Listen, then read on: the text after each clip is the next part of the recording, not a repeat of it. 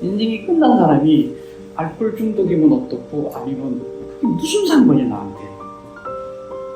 내가 여기서 술을 끊는다고 해서 뭐가 달라지겠어.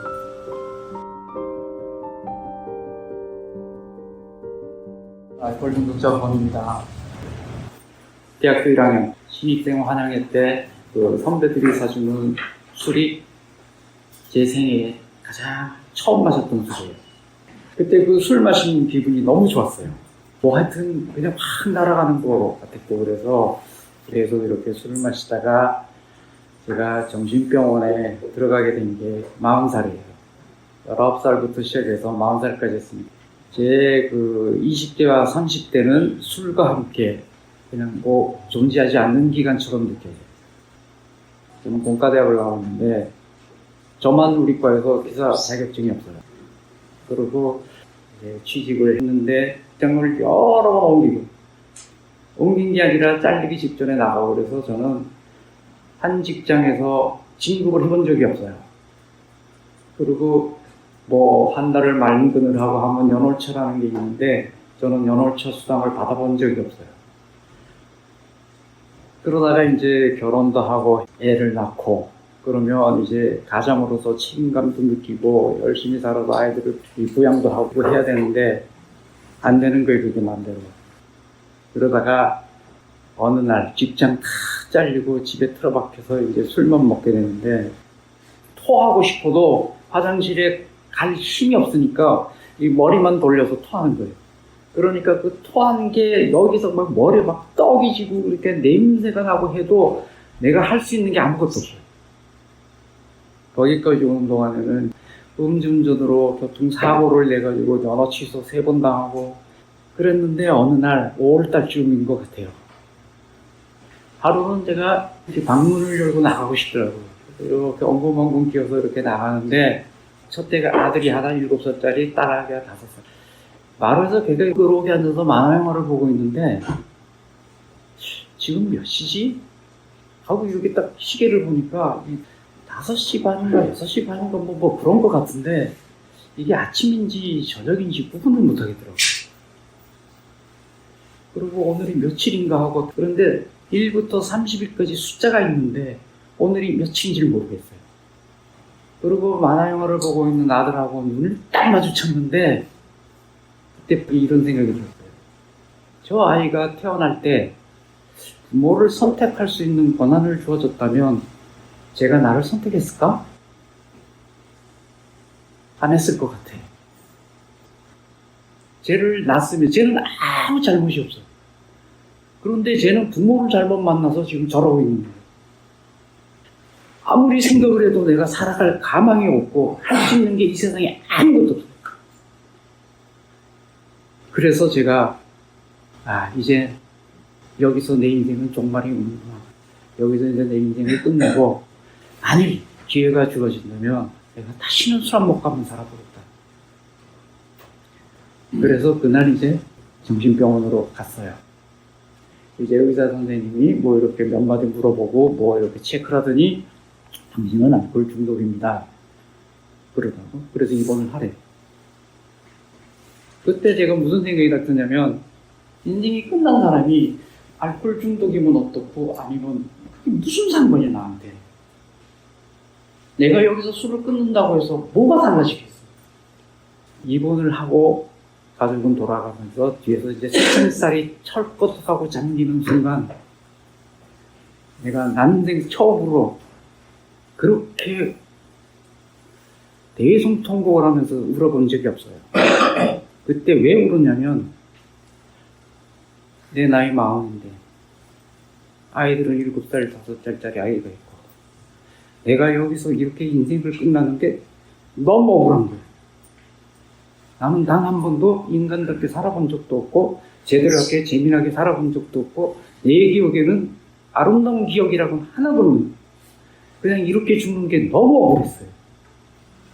그래서 기도했습니다. 그때 신이 정말 계시다면 나를 다시 한 번만 태어나게 해달라고. 그러면 나는 그때는 정말 술 안 마시고 잘 살겠다.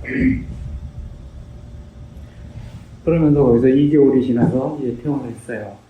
퇴원을 했더니 술 안 마시려면 A를 가해. 그래서 A를 나갔어요. 그때는 나는 술을 끊을 생각이 없었어요. 왜냐하면 내가 술을 끊든 안 끊든 아무 의미가 없거든. 내가 A 나간다고 해서 나한테 뭐가 달라지냐고. 애들 학교도 못 가고. 그때가 IMF 때였어요. 그랬는데 그래도 갈 데가 없으니까 모임을 계속 나갔어요. 모임을 나갔는데 어떤 세 분의 경험담을 딱 듣고 제가 이 생각을 완전히 바꿨어요. 첫 번째 경험담이 어떤 멤버분이 20년 동안 자기는 주민등록증이 없이 살았대요. 그리고 통장 개설도 못하고 투표도 해본 적이 없대요. 그랬던 분이 모임에 나와서 주민등록증도 만들고 통장도 개설하고 해서 현재 통장에 26년 전에 2천만 원이 있다는 거예요. 내가 그때 귀가 번쩍 됐어요. 여기 뭐 좀 이상한 데다? 저게 가능한가? 조금 이제 마음이 흔들리기 시작했는데 그때 또 한 번의 경험담을 또 들었어요. 한참 술을 마시고 있는데 대학교 다니는 아들 녀석이 와가지고 아버지 저 학교 때려치고 가서 돈 벌랍니다. 왜? 학비도 없고 지금 집에서 먹고 살질 못하는데 나라도 돈을 벌어야죠. 아버지가 맨날 이렇게 술만 마시고 있으니까 우리 가족은 누가? 그래서 그 멤버가 정신이 번쩍 들어서 그때부터 술을 끊기 시작했다는 거예요. 그러고 나서 그 멤버가 아들은 휴학을 하고 군대 갔다 와서 유학까지 보냈다는 거예요. 이상하다. 여기 뭔가 있다. 그리고 제가 3개월이 됐어요. 그 이제 11월 달에 이제 컨벤션이라고 하는데 20년 전 그때 일본 멤버들이 많이 왔었어요. 일본에서 멤버가 왔는데 23년 그 당시에 23년 된 멤버가 왔었어요. 내가 깜짝 놀랐어. 내가 놀란 게 뭘 놀랐냐면 23년간 술을 안 마신 데에 놀란 게 아니라 23년간 안 굶어 죽은 게 신기한 거예요. 야, 어떻게 이렇게 살아가? 먹었나 보네. 그분 얘기를 들어보면 형무소 10번, 거리 불량자예요. 정신병에 할 때 거리에서 노숙하다가 모임에 나왔다는데 그러고 뭐 타고 갔냐고 그랬더니 비행기 타고 갔어. 돈이 있나 보다. 안 굶어 죽고 돈 내고 비행기도 타고 오고 이게 뭐가 있구나. 그래서 제가 1, 2, 3단계를 한 거예요. 여기 맡겨야 되겠다. 완전히 아이를 위해서 내가 할 게 아무것도 없다는 게 제 1단계예요. 그리고 AA 와가지고 여기서 한번 믿게 되었어요. 확신을 가지고. 그 다음에 맡겨야 되겠다. 그래서 한 게, 그 다음에 4, 5단계. 4, 5단계는 이게 뭐냐고 그랬더니 나보러 술 마실 때 생활이나 그동안 하고 싶었던 얘기 숨긴 거 없이 다 얘기하래. 저는 그게 오히려 반가웠어요. 왜냐면 술 마신 거 말고 사회에서 잘 나간 거 얘기해보라고 그러면 난 한마디도 못해요. 술 마신 것만 얘기하라고 그러니까 얼마나 쉬워. 내가 한국 그거밖에 없는데. 그래서 계속 얘기해줘. 그런데 어느 정도 되면 이거는 여기서 멤버들 앞에서 하려면 도저히 안 되겠다. 근데도 나는 꺼내야 돼. 이럴 경우에는 후원자를 정해서 후원자한테만 하는 거예요. 4, 5단계를 하고 나니까 몸에 이제 숨길 게 없어요. 그래서 멤버들하고 이 경험담만 쭉 하다 보면 술 마실 때 생활이 어떡하고 이렇게 쭉 그 얘기만 하다 보면 나도 모르게 이제 생각이 바뀌어요. 왜냐하면 각 단계별로 실천해 본 건가 우리는 영적으로 각성돼 있고 이런 말. 그러면 내가 뭔가 생각이 들어오는 게 있다고. 이제 내 실생활은 어떻게 되냐면 그때 IMF 때예요. 그때 뽑아주는 회사도 없고 회사는 전부 문 닫고 있고 그럴 때 정부에서 뭘 만들었냐면 그 실업자들을 위해서 재취업 가정부서 학원 같은 걸 많이 만들었어요. 80% 이상 출석을 하면 거기서 교통비를 줘요. 35만 원인가 30만 원인가. 나 그거 받으려고 들어갔어요. 그거라도 받으려고. 거기서 들어간 게 무슨 과정이냐면 미국 공인회계사 과정을 들어요. 뭔 소리인지 하나도 몰라. 근데 나는 출석을 해야 돼. 35만 원 받으려면. 그런데 계속 가다 보니까 또 자꾸 하게 되더라고요. 그래갖고 2년을 공부했어요. 2년을 공부해갖고 제가 이걸 땄어요. 그 와중에 돈을 못 버니까 빚은 있는 대로 땡겨 쓰는 거예요. 은행비도 쓰고 친척집도 빌리고 쓰는 거예요. 그러고 나서 이제 그때 IMF 터지고 나니까 각 기업에서 ERP 막 구축하더라고. 그래서 얘가 또 ERP 컨설턴트도 해보게 됐어요. 그러다가 그다음에 그거 하고 보니까 또 석사 공부를 하래. 석사 공부를 취직이 안 돼요. 이상하게 안 돼. 그리고 또 석사 공부를 했어요. 3년. 그러고 나가지고 그 석사를 마치고 회계사 자격증을 갖고 있으니까 어떻게 하다가 보니까 대학원에서 강의를 해달래. 그래서 강의를 하게 됐어요. 강의를 하고 갔더니 거기 주임 교수가 학위가 있니 없다고 그랬더니 그럼 학위를 따라고. 그래서 또 박사 공부를 했어요. 박사 공부도 6년을 했어요. 그러면서 돈이 어디 있어? 끝 없이 지는 거예요. 계속. 근데 빚은 그렇게 지면서도 나는 걱정을 안 했어요. 왜 걱정을 안 했냐면 나는 내 생명과 의지를 신께 맡겼는데 내가 왜 걱정을 할까? 내가 그때 무슨 경험담을 했냐면 내가 술 마실 때 그러면 그냥 죽게 내버려 두지 왜 술 끊으라고 그래 놓고 굶겨 죽이려고 그러냐고. 절대 안 굶겨 죽더라고요. 그 와중에 그 우리 아들 녀석이 이제 7살짜리 아들이 있었잖아요. 내가 아주 어렸을 적에 술 마시고 했기 때문에 나는 얘가 별 문제가 없을 줄 알았어요. 아, 얘가 중학교를 들어가고 나니까 이제 이 가족병이니까 이 증세가 나타나기 시작하는데 겁나게 나타나더라고요. 그래가지고 중학교 3학년 졸업하자마자 애를 데리고 캐나다로 왔어요. 여기다 놔뒀다가는 이건 완전히 무슨 범죄자가 될 것 같아요.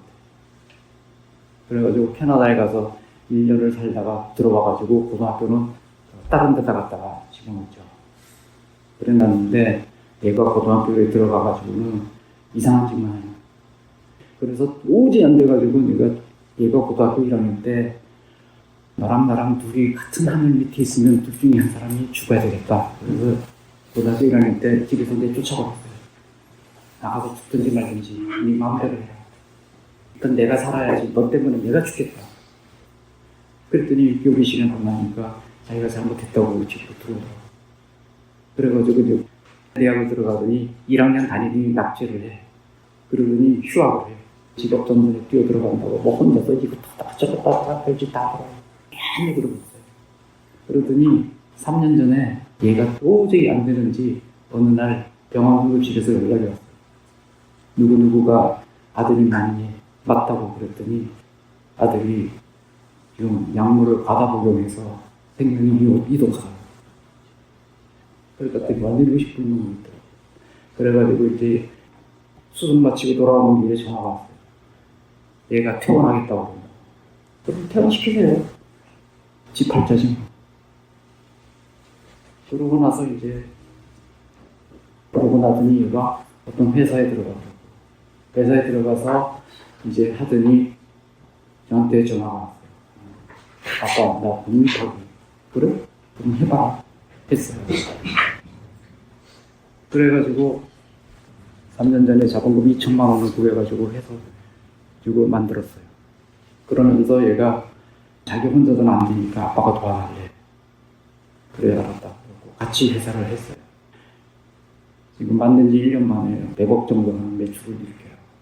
아들하고 둘이 하던 회사가 지금 7명이에요. 제가 그 생각을 많이 했었어요. 왜 나는 취직이 안 되고 자꾸 공부만 하게 될까? 나도 하기 싫어 미치겠고 주위에 눈치 보여서 미치겠어요. 그럼 계속 하게 돼요. 이상하다. 왜 이러지? 왜 이러지? 그러고 있었는데 나중에 이제 알겠어요. 내가 왜 그렇게 공부를 하게 됐냐면 26년 만에 이제 우리 아들한테 보상을 하는 거예요. 지금까지의 모든 과정이 내 아들 보상을 위해서 자기가 원래 살아야 될 인생을 못 살았어요. 나 때문에. 그러면 내가 생각하는 보상이라는 거는 저 아이를 어떻게 해서든지 자기 인생을 살게끔 그 자기 길의 입구에다가 집어넣어줘야 돼. 그게 인생을 다 망쳐놓고 나서 미안하다고 사과 한마디로 끝날 일이 아니더라고. 그리고 겁나서 미안하다는 말을 못하겠어. 왜 못하냐면 아빠가 나한테 잘못했다고 해서 나한테 달라질 게 뭐가 있어. 그러고 난 뭐라고 대답해. 대답할 게 없어요. 내가 지금 26년 만에 지금 9단계를 하고 있어요. 그래서 우리 아들이 이제 굉장히 자기 생활에 만족하고 살아요.